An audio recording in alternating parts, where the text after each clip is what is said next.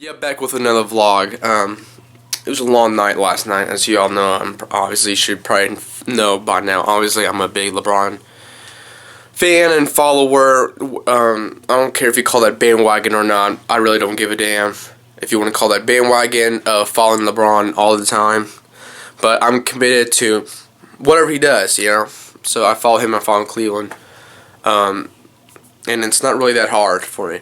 I don't look the greatest, and I really don't care. I haven't felt best. My nose keeps clogging. I've been sick for a little bit, but not really that bad. Yeah, congrats to the Warriors. Not only winning it, I'm not hating. I'm not I'm not wanting to take anything away from it because it was able to still work in the end, getting Kevin Durant.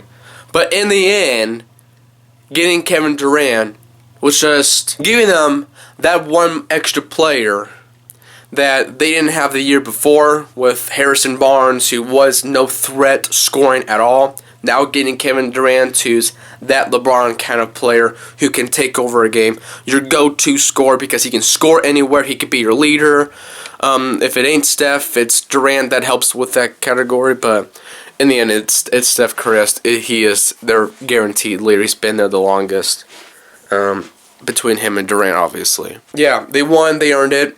Even though LeBron James did average a triple-dub, I will say this. They didn't play defense. They were letting Durant get off these little screens. They were rotating the wrong way. I saw a couple of replays. They replayed during the game because obviously I watched every single game, obviously.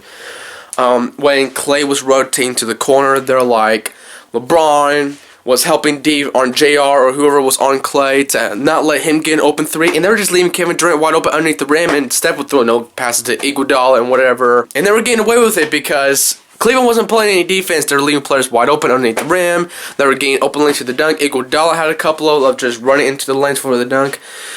Didn't this remind you of Game 1 when Durant was just having 100% uncontested dunks? Because once again, Cleveland, like they did late in Game 5, were rotating to the three-pointers to not let them go off on three. Like they did that. They did the same thing in Game 1 when JR and maybe one other guy was back because Steph and Clay were in the corners. They just surrendered to guarding the three, and Durant never hesitated of going for the dunk. He maybe barely looked at Steph or Clay, but then he would just keep going and he'd dunk it. There's no defense right there. I'm like, yeah, Durant deserved MVP. I won't say unanimous because there could have been some votes still for LeBron, even though his defense, in my opinion, for most of the series, I give a C+ or B-, to be honest. His overall defensive effort, maybe even a B or B+ is best. I wouldn't give it an A-. It wasn't that great. But you know what? I can't really blame him. Of course, then you guys are saying that you're a bandwagon and whatever. I don't care. It's the pressure and the stress of having to worry about Steph going off, Clay going off, and having to also guard Durant and worrying about crashing the boards, not let Draymond get those. It's a lot to process while you're in game. You do have to admit, because they didn't have that guy to go on Durant. Now, here's the main point of me making this video. They need to go get Paul George. We all already know that. They need to make it happen. And here's the players that are going to be gone, in my opinion, guaranteed next season. You already got one that's retiring. That's Richard Jefferson. It was good seeing you. I'm glad he got his ring. He deserved it. He's obviously a pretty great player. He's done a lot throughout his career. He did a lot for Cleveland this finals, even though he can slow down Durant all 5 games. But he did his. It just wasn't enough. He's retiring. At least he got a championship. He's got a ring, just like Kevin Durant did this year. It took him a long time to get it, but he got it nonetheless. Deron Williams absolutely needs to be gone. It was a horrible mistake to pick him up. Way past his prime. His shot was never consistent. He was never able to hit a consistent jump shot. If he did, we're all shocked that. Sorry for the lighting. His jump shot, if it did make it, we'd be all shocked that Deron Williams actually would hit a jump shot, or even getting good looks. Like, if the guy wasn't wide open, he was never taking his jump shot because it seemed like he couldn't even get the ball. He couldn't even jump shoot. He couldn't get the ball over the rim. He couldn't even get it there. And Kyle Korver, for the most part in the playoffs, was disappointing, especially, obviously, in the finals. Like, how many threes did he even total make in the finals? I don't think he even made 10 total. He may have hit 7 or 6 total in the entire finals. I don't think he even hit nowhere near 10 total in the entire finals coming off the bench. LeBron made they had an interview talking about Kyle Korver coming to them and saying that he's got a ridiculous 3-point percentage, and he's like, yeah, it's going to get higher because Cleveland would find a way to get him open. They did a couple of times. He wasn't open too many because Golden State did do a pretty good job staying on court. But even the times he did get open, the dude was not hitting. He wasn't hitting shit. He was bricks, bricks, bricks. He was not doing anything. He looked like Darren Williams. So those two guys need to be gone. Those guys couldn't we all know Korver can't defend, so you took that for risk, and now you're getting rid of him. Darren had some defensive moments, but for the most part, he didn't do a great job at all. He didn't do a consistently good job of defense either. So Korver was worse defensively, but Darren Williams was even worse offensively. So pick your poison. Who you want worse? None. You get rid of them both. This is freeing up some cap space. Now those 3 players, in my opinion, are already gone. Rich Jefferson retiring. Darren didn't produce enough. Gone. Kyle Korver, same predicament. Gone. 3 players. Bam. Gone. Freeing up cap space. Who else do you get rid of? I hate to say it, but do you want to mention Channing Frye? Because they didn't play him that many minutes in the finals. I don't know if it's because Tyronn Lue doesn't think he can keep up with the pace with Golden State. I don't know. But he would have been that extra threat on the 3. So maybe get rid of him. I don't know what Tyronn Lue's going to think, or the owners with the GMs. I don't know. I don't know if LeBron's going to help persuade them to get Paul. He's done a lot of that this season, trying to get these players and worded to get him. Not winning the finals this year, I'll tell you that. So you gotta get Paul. I don't know who else. Who do you get rid of? Who else? Like I said, those are 3 that are already gone in my opinion. But that's not going to be enough. I think you need maybe 2 more to open up a little more cap space to at least afford Paul George. You're not going to be able to pay him as much as Indiana will.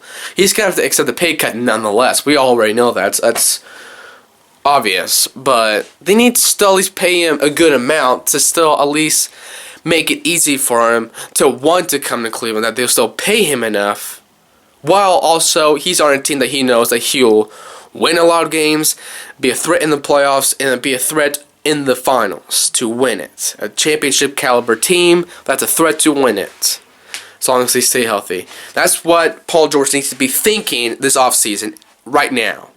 Series is over. You need to start thinking about, if I want to win really bad, do I want to accept maybe a kind of a decent pay cut to go to Cleveland in order to win a championship? Because him and LeBron, they seem to get along real well. You always see them high-fiving, always saying they give each other respect a lot right before or after games. They seem to have they talk a little bit after the game like they're pretty good friends. So I can see that happening. I can see him definitely joining Cleveland. I think we all can see that. It just needs to happen. It will be huge if he does join Cleveland, because it will.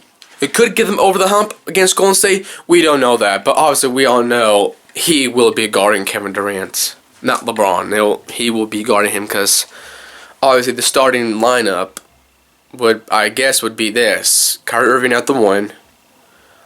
Paul George at the 2. LeBron at the 3. They need to keep Kevin Love. In my opinion, to make this perfectly happen, to keep most of your really solid, decent players on the team, you need to not trade Kevin Love. You need Kevin Love, so you need to keep him at the 4. You can't trade. They need to get Paul for nothing. Paul needs to go to Cleveland, and they can't really lose anyone in that process. They need to just simply get rid of Korver and Darren and Rich Jefferson retiring. That'll happen, and maybe Frye's gone. You get Paul. And then maybe later on down the line, they'll get Bogut back or a big. You still need that as a rim protector, because Thompson is not that. He is that if he's at the 4, if he have a pretty good size center like they did with Mozgov. Thompson was a monster at the 4. At the 5, it's a different story, because then he's matched up against Andre Drummond, DeMarcus Cousins. Big centers are just physically stronger and much better than him. And it's not right to put him against them. So that's all I gotta say. You need to get Paul. And you free up some bench players, like I said, the 3, and maybe Channing Frye. And Paul needs to think, if I want to win a little bit bad, because that's what he said, all I want to do is win. So if that's all he cares about, effing sign with Cleveland. You don't sign with this man right here. The guy's been to 7 straight finals. Yeah, I know, he's 3-5. But you know what? He's going to win 4, and Paul's going to get his first. So get some talking going on with him. Get some contract negotiation with him so you can sign him. You need to get him to get them over the hump to say, hey, you got your big four, we got ours. We got our LeBron, Kevin Love, Paul, and Kyrie. You got yours still, KD, Steph, Clay, and Draymond. Let's go. Part 4. 4 years in a row. As long as they both teams stay healthy, it's going to be 4 years in a row. San Antonio ain't going to beat Golden State. I mean, like, they're going to be that much older. If Parker and Ginobili stay, they're just going to be kind of more of a liability than they were this year. They're going to get that much older. They're not going to get any better. So they're going to be relying on a lot of young rookies and young talent to make up for that. And that's not going to really spell the best for San Antonio, even though they got one of the best sports organizations, in general, great coaching staff, great Popovich, all that stuff, but it's not like it gets just with that, you're just going to go straight to the finals with all these young players just to go past Golden State. That's not going to happen. It's just not. Golden State stays healthy, Cleveland stays healthy with Paul George. It's part 4. I need to stop spinning. It's going to be part 4, This year was best out of 3, and I'm pissed they couldn't win it this year. But you know what? Did anyone really expect Cleveland to really beat them this year, especially when they didn't have Timothy to come off the bench to help, if they would? Dellavedova, we all know if they still had him, probably would have made a huge difference.